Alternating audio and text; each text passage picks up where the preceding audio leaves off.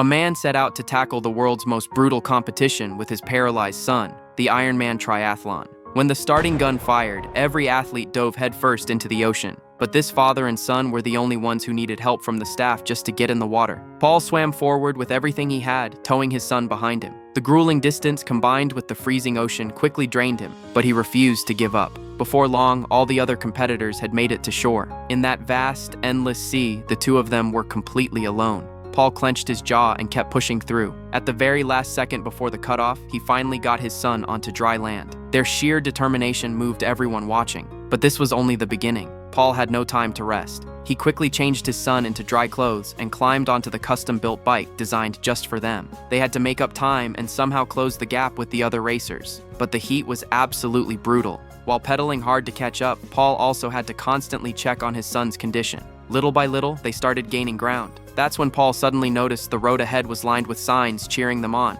The whole world was rooting for them. But fate wasn't done testing them yet. Just before the finish line of the cycling leg, Paul noticed something was off with his son's expression. He stopped immediately to check, and discovered his son's lower back had been rubbed completely raw, a bloody mess from the friction. The moment they crossed the line, Paul rushed him straight to the medical tent. Looking at his son with his heart breaking, Paul suggested quitting for the first time. But the boy flat out refused. He was determined to finish this race. So Paul pushed his son forward once again and started the final leg, the marathon. By now they'd been racing for 14 hours straight. All along the course, competitors were collapsing from exhaustion. Paul himself was barely hanging on. The finish line was getting closer and closer. One by one, the athletes ahead of them crossed. Less than 20 minutes remained before the cutoff. Paul's mind started to blur. He stumbled forward a few more steps, then collapsed hard onto the ground.